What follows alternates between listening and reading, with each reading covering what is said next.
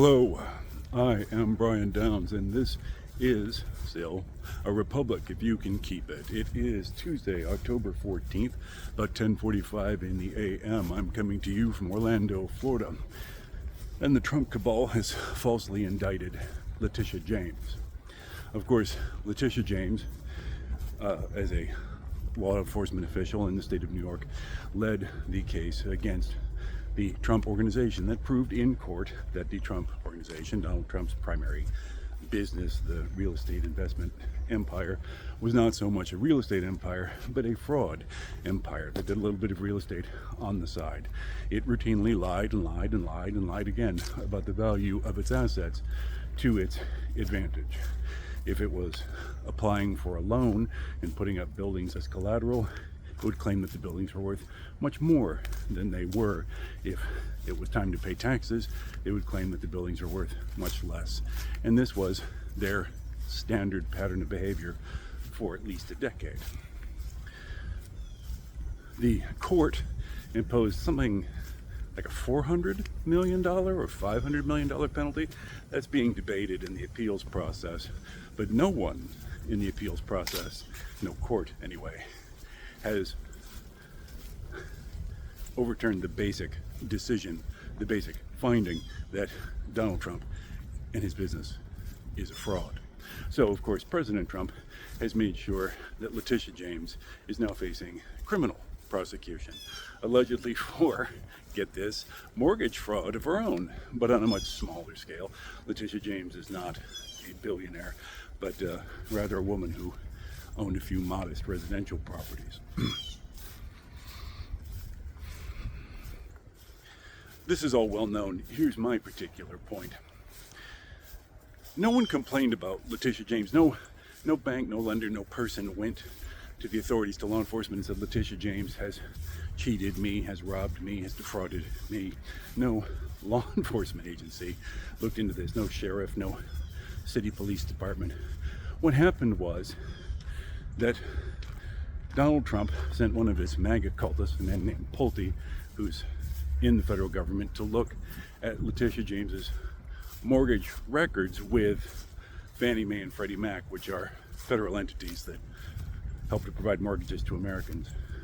So if Letitia James or you or any number of other Americans, many millions of other Americans, use Fannie Mae or Freddie Mac to get your mortgage, then the government has records that the Trump administration has no qualms about accessing at any time and going through with a magnifying glass to find the most ludicrous snafu or error or discrepancy.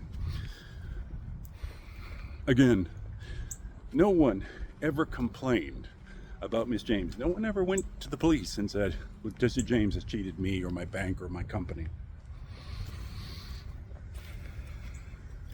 Notice also that Letitia James was the Attorney General of the state of New York, I believe, for years, has been involved as a public servant in law enforcement for many years, has therefore been involved in hundreds, thousands of criminal cases as a prosecutor and investigator.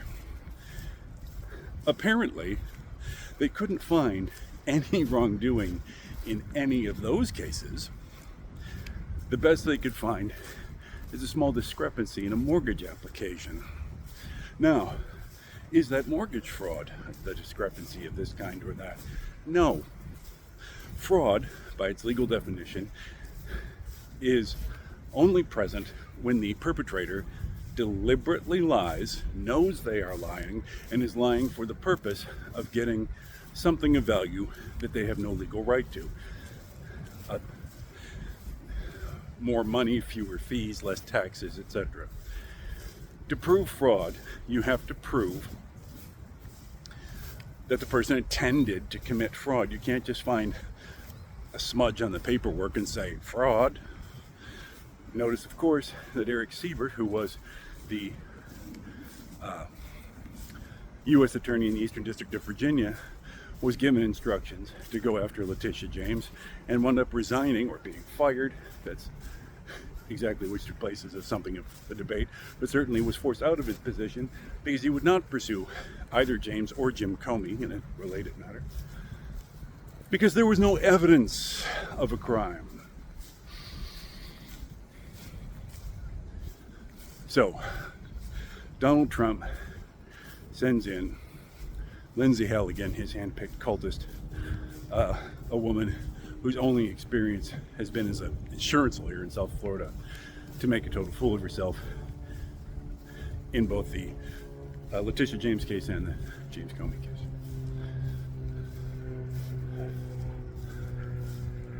What is happening here, very clearly, is that Donald Trump, the sack of corruption that he